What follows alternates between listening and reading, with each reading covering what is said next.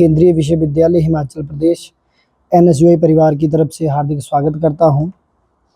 आज हम आप सभी के बीच में दो प्रमुख मुद्दे लेके यहां आए हैं।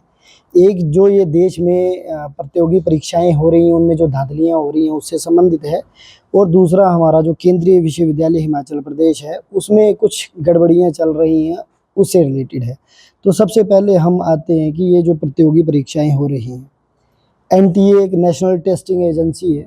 सीबीएसई पहले कुछ एग्ज़ाम लिया करती थी, वो पेपर लीक हो गए थे उसमें, तो एनटीए का निर्माण किया गया। 2018 से लेके 2026 तक एनटीए ने लगभग 18 बड़े पेपर जो वो कंडक्ट करवाए, जिसमें लगभग 15 करोड़ के आसपास जो है वो छात्रों ने भाग लिया, और इसमें 4 बार जो है वो बड़े पेपर लीक हो गए, जिसमें छात्रों ने बहुत मेहनत की थी, उनको सुसाइड करना पड़ा। दोबारा वो बच्चे जो गरीब घरों से आते थे वो पेपर नहीं दे पाए, कईयों की जो आयु सीमा चली गई।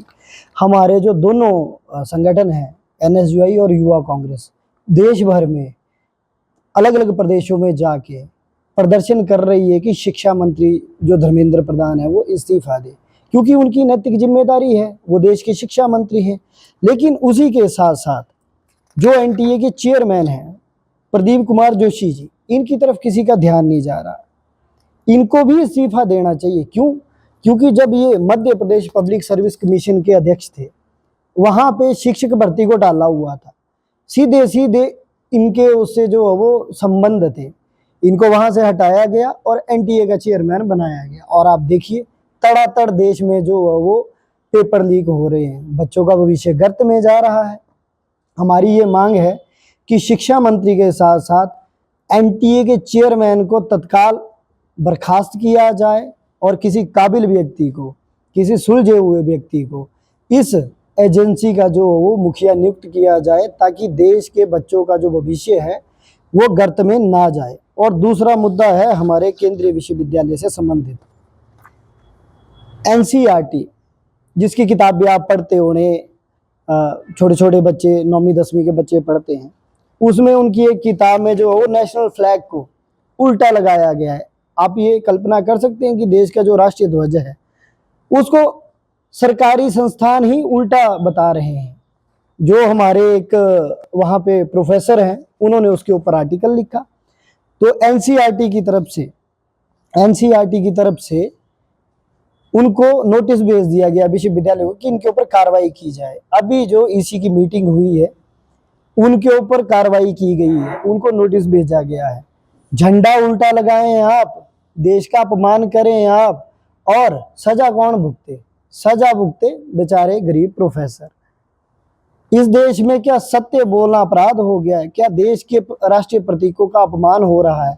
उनके विरुद्ध आवाज उठाना क्या अपराध है?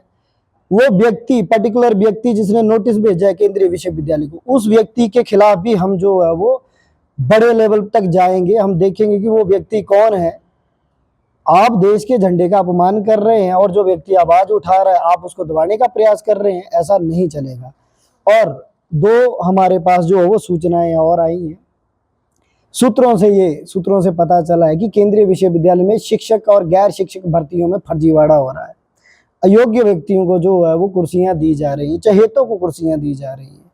हमारी ये मांग रहेगी हमारे कुलपति जी से कि पहले तो वो अपने स्तर पे इसकी जांच करवाएं। हम भी अपने स्तर पे जांच करेंगे, और हमारे पास जो दस्तावेज आएंगे, जो भी उचित पट्टल होगा, चाहे वो मीडिया होगी, चाहे वो विधानसभा होगी, चाहे वो लोकसभा होगी, अगर कोई नहीं सुनेगा तो फिर सड़क और मीडिया तो हमारे पास है ही, उनके पास आएंगे। हम पुरजोर तरीके से जो हो इसकी आवाज उठाएंगे।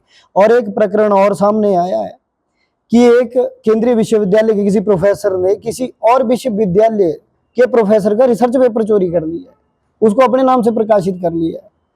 जब उसकी उन्होंने कंप्लेन की है तो उस प्रोफेसर को डराया धमकाया जा रहा है।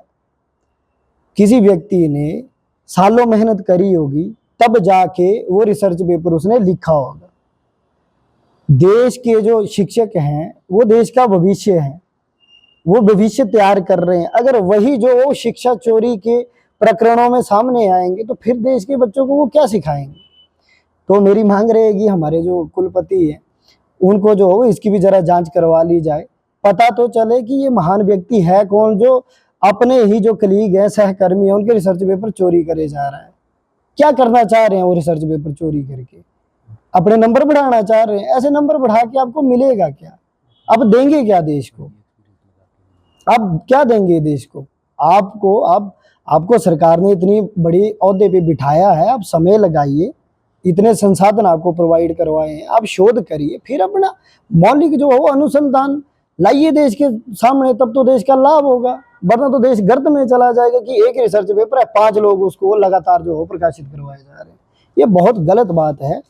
तो ये जो दोनों प्रकरण हैं, ये दोनों प्रकरण भारतीय शिक्षा व्यवस्था को नरक की तरफ लेके जा रहे हैं, बच्चों के भविष्य को नरक की तरफ लेके जा रहे हैं। एनएसयूआई ये मांग करती है कि देश के शिक्षा मंत्री एनटीए के चेयरमैन है जोशी जी, वो इस्तीफा दे और केंद्रीय विश्वविद्यालय में ये जो धांधलियां चलती आ रही हैं, इसके ऊपर जो भी है वो गहन जांच की जाए। धन्यवाद। जय हिंद।